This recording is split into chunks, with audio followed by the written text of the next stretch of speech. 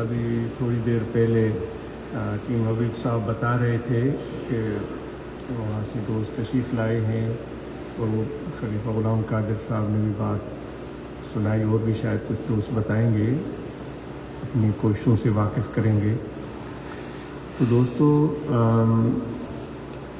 وہ تو باتیں جو بنیادی اہمیت کی حامل ہیں وہ تو ہر وقت عرض کی جاتی ہیں، جو ہم سب کے لیے ضروری ہے کہ اللہ تعالیٰ کا ذکر دائمی ہمارے دل میں ہو، اور پھر ہم اپنے معاش اور کاروبار کے لیے محنت کریں، دست بکار دل بیار، وہ تو ہمیشہ بات ہماری بنیادی بات ہے۔ اب تبلیغ کے حوالے سے اگر کچھ ٹائم دوستوں کو ملتا ہے، کیونکہ انسانی فطرت ہے یہ کہ وہ ملنا ملانا پسند کرتا ہے، فطرت انسانی ہے اور اچھی بات ہے۔ حضور علیہ الصلوۃ والسلام نے بھی اس چیز کی مختلف صورتوں میں تلقین فرمائی ہے، جیسے فرماتے ہیں پڑوسیوں کا دھیان رکھیں، جیسے کہ فرماتے ہیں پڑوسیوں کو کھانا کھلائیں، جیسے کہ ارشاد فرماتے ہیں کہ ضرورت مند کی ضرورت کو پورا کریں، کوئی ہنستا ہوا نظر آئے آپ صلی اللہ علیہ وآلہ وسلم نے فرمایا اس کو دعا دیں، اور آپ نے ارشاد فرمایا کہ کسی کو چھینک آئے تو اس کی چھینک کی آواز سن کر، یعنی کہ یہ نہیں فرمایا کہ آپ کا واقف کار ہو، آپ کا بھائی ہو، چچا زاد ہو، مامو زاد ہو، یہ نہیں فرمایا، فرمایا کوئی بھی کسی کو بھی چھینک آئے تو اس کو آپ دعا دیں۔ الفاظ متعین بھی ہیں، وہ تو علماء اکرام کہہ دیتے ہیں دعا تو دعا ہوتی ہے،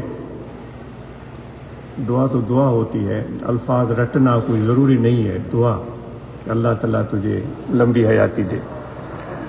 تو یہ ساری چیزیں اس چیز پر دلالت کرتی ہیں کہ آپ صلی اللہ علیہ وآلہ وسلم ایسی زندگی کی طرف تلقین فرما رہے ہیں جس میں ایک دوسرے کے ساتھ اچھا برتاؤ، ملنا ملانا، حوصلہ افزائی کرنا، دعا دینا، مدد کرنا، آ رہے ہیں سمجھ میں بات؟ اس میں ساری چیزیں۔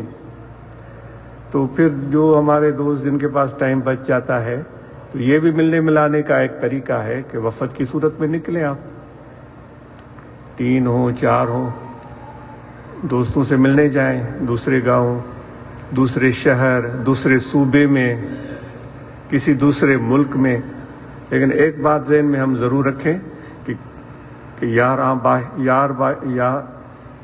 یار شاطر باشد نہ کہ بار خاطر، دوست ایسا ہو جو کہ دوسرے کا بوجھ اٹھائے، ایسا نہیں کہ دوسرے پر بوجھ بن جائے۔ جائیں لیکن یہ سوچ کر جائیں کہ اپنی ضروریات کا ہمیں خود انتظام کرنا ہے، کھانے پینے کا خیال ہمیں خود رکھنا ہے۔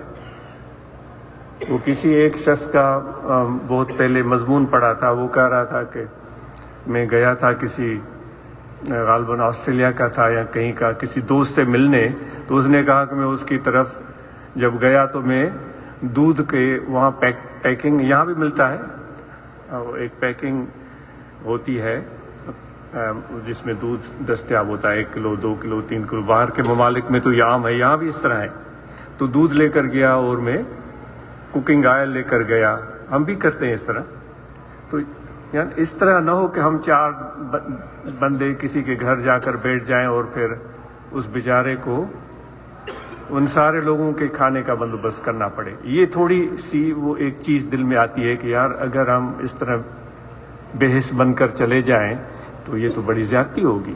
اس وجہ سے محتاط طریقے سے عاجز عرض کرتا ہے کہ نکلیں، جائیں، لیکن یہ چیز ذہن میں ہونی چاہیے کہ بوجھ نہیں بننا ہے۔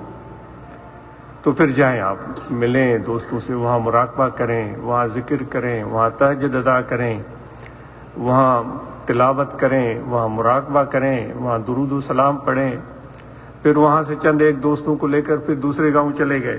لیکن ان چیزوں کا خیال رہے، ان چیزوں کا ضرور دھیان رہے۔ جی شکریہ۔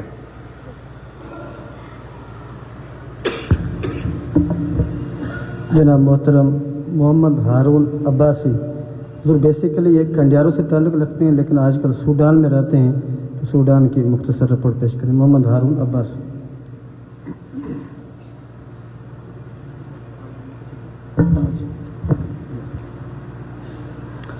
कड़ो मंझ कड़े जीअं लोहार लपेटियो, मुंहिंजो जी जड़े सुप्रिया सोगो कयो। कड़ी कड़ी के साथ पेवस्त करो लोहार, ऐसे मेरे सजन साईं ने बांध रखा है मुझको खुद से। हुजूर आजिज़ मोहम्मद हारून अब्बासी तायरी, मेडिकल असिस्टेंट, इस वक्त सूडान में अपनी ड्यूटी सर अंजाम दे रहा है। हुजूर सूडान के साथ एक ही युगांडा मुल्क है। हुजूर सूडान में भी और युगांडा में भी आजिज़ ने दोस्तों को तबलीग की और हुजूर का तारुफ करवाया और दरगाह शरीफ पे आने की दावत दी। हुजूर युगांडा में आपके गुलाम मौजूद थे जिनसे मुलाकात हुई। अल्हम्दुलिल्लाह वहाँ पे भी ताहिरी ताज मौजूद था, उन दोस्तों ने बहुत मोहब्बत दी और मज़ीद जो उनके दोस्त थे जिन्होंने उनसे मुलाकात करवाई, मैंने हुजूर उनको आपके